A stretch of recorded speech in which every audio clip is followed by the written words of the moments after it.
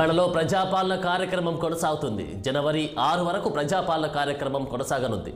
ఉదయం 8 గంటల నుంచి అన్ని గ్రామాల్లో గ్రామ సభలు ప్రారంభమయ్యాయి.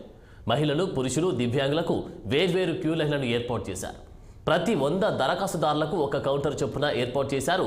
ఇక రాష్ట్రంలోని 12,769 గ్రామ పంచాయతీలు, 3,626 మున్సిపల్ వార్డులతో కలిపి మొత్తం 16,395 ప్రదేశాల్లో ప్రజాపాలన సదస్సులు కొనసాగుతున్నాయి. ఇక ఇదే అంశానికి సంబంధించినటువంటి తాజా అప్డేట్స్ మా ప్రతినిధి అయ్యప్ప అందిస్తారు. అయ్యప్ప, ఇప్పుడున్నటువంటి గ్రామ సభలకు సంబంధించినటువంటి అప్డేట్స్ ఏంటి? ఆనంద్, ఉమ్మడి ఖమ్మం జిల్లాలో ప్రజాపాలన కార్యక్రమం అయితే కొనసాగుతుంది.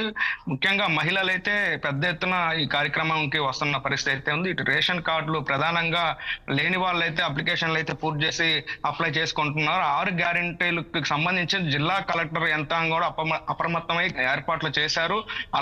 అలసత్వం వహిస్తే మాత్రం ఉపేక్షించేది లేదని కూడా చెబుతున్నారు. జిల్లా కలెక్టర్ తో పాటు అధికారులు, ఇటు ఎంఆర్ఓ, ఆర్ఐలు కూడా ఈ కార్యక్రమంలో పాల్గొని ఎక్కడైతే సభలు నిర్వహిస్తున్నారో అక్కడ దరఖాస్తులు అయితే తీసుకుంటున్నారు. విశేష స్పందన అయితే వస్తుంది. ముఖ్యంగా వృద్ధులకి, మహిళలకి ప్రత్యేక కౌంటర్లు అయితే ఏర్పాటు చేశారు. అంటే ఈ దరఖాస్తులు ఎవరికైనా అపోహలు ఉంటే కూడా ఇక్కడ చెబుతున్న పరిస్థితి అయితే ఉంది. ప్రధానంగా 6 గ్యారెంటీలకి సంబంధించి అభయ హస్తం, మహాలక్ష్మి, గృహజ్యోతి, రైతు భరోసా వంటి ఇందిరమ్మ ఇళ్లకు సంబంధించి కూడా దరఖాస్తు అయితే చేసుకున్నారు. పూర్తిగా 6వ తేదీ వరకు, వచ్చే నెల 6వ తేదీ వరకు అయితే ప్రజాపాలన కొనసాగుతుంది. ఏదైతే కాంగ్రెస్ చెప్పినటువంటి 6 గ్యారెంటీలు కూడా అమలు చేస్తున్నారు. ఈ సందర్భంగా కూడా హర్షం వ్యక్తం చేస్తున్న పరిస్థితి ఉంది. జిల్లా వ్యాప్తంగా గ్రామాన కావచ్చు, మున్సిపాలిటీ పరిధిలో కూడా ప్రత్యేక కౌంటర్లు ఏర్పాటు చేసి ఏదైతే పథకం సంబంధించి కూడా అధికారులు అయితే విశ్లేషిస్తున్న పరిస్థితి అయితే ఉందాను. ఓకే అయ్యప్ప, మరి ఖమ్మంకి సంబంధించినటువంటి ఎన్ని గ్రామ సభలు నిర్వహించారు? దాంతోపాటు ప్రజల నుంచి ఎలాంటి స్పందన వస్తుంది? అంటే వారితో మాట్లాడే ప్రయత్నం చేశారా ప్రజలకు సంబంధించి?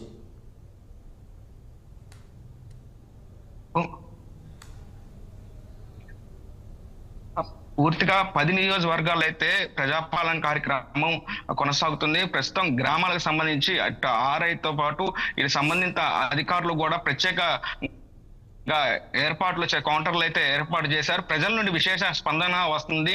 అయితే వీటిల్లో ఎవరైతే లబ్ధిదారులు కావచ్చు, రేషన్ కార్డులు కావచ్చు, కొత్త రేషన్లు కావచ్చు, ఇది కొత్తగా పెళ్ళైన వాళ్ళకి సంబంధించింది కూడా రేషన్ కార్డులు కూడా సంబంధించి పూర్తిగా అవగాహన కల్పిస్తున్నారు. అర్హులైన ప్రతి ఒక్కరికి ఇది ప్రజాపాలన ద్వారా కూడా దరఖాస్తులు స్వీకరించి వాళ్ళకి ఎవరైతే లబ్ధిదారులు ఉన్నారో వాళ్ళకి పక్కాగా వాళ్ళకి ఈ పథకాలు అమలు చేస్తారని కూడా చెబుతున్న పరిస్థితి. ప్రధానంగా గ్రామాల్లో అయితే విశేష స్పందన వస్తుంది. మహిళలు అయితే 6 గ్యారెంటీల పట్ల హర్షం చేస్తున్న పరిస్థితి అయితే. పూర్తిగా వృద్ధులు కూడా పింఛన్లు కొంతమందికి రాని పరిస్థితి అయితే ఉంది. వాళ్ళు చెబుతున్నారు ఈ దరఖాస్తులు ప్రధానంగా గృహాలకు సంబంధించి, ఆ పింఛన్లకు సంబంధించి, రేషన్ కార్డులకు సంబంధించి అయితే ముఖ్యంగా దరఖాస్తులు అయితే అందుతున్న పరిస్థితి అయితే ఉంది. అయితే వార్డుకి అంటే ఈ రోజుకి 2 వార్డులు చొప్పున ఇటు మున్సిపాలిటీ పరిధిలో అయితే ఏర్పాట్లు చేసిన పరిస్థితి. ప్రతిరోజు ఉదయం 8 గంటల నుండే ఈ ప్రజాపాలన స్టార్ట్ అవ్వాలి. అధికారులు నిర్లక్ష్యం వహిస్తే ఒప్పుకోను అని చెబుతున్న పరిస్థితి ఉంది. ప్రధానంగా దివ్యాంగులకు కూడా ప్రత్యేక కౌంటర్లు అయితే ఏర్పాటు చేసే పరిస్థితి అయితే ఉంది. పూర్తిగా వీడియోస్ ద్వారా, ఫ్లెక్సీ ద్వారా ప్రజాపాలనకు సంబంధించి అవగాహన అయితే కల్పిస్తున్న పరిస్థితి అయితే ఉందాను. ఓకే అయ్యప్ప, మరి ఇప్పుడు కొత్తగా రేషన్ కార్డు అప్లై చేసుకున్న వారికి ఈ యొక్క పథకం వర్తించే అవకాశం కనిపిస్తా ఉందా? మరి దీనికి సంబంధించి అధికారులు ఏమంటున్నారు? వాస్తవంగా కొత్తగా పెళ్ళైన, అంటే పెళ్లి అయినటువంటి వధూవరులు ఎవరైతే ఉంటారో ఆడపిల్లకి సంబంధించి వాళ్ళ తల్లికి దాంట్లో రేషన్ కార్డులో ఉన్నటువంటి పరిస్థితి ముందుగా వాటిని క్యాన్సిల్ చేసుకున్న తర్వాత ఈ అప్లికేషన్ చేసుకోవచ్చు. అంటే దరఖాస్తు అయితే చేసుకోవచ్చు.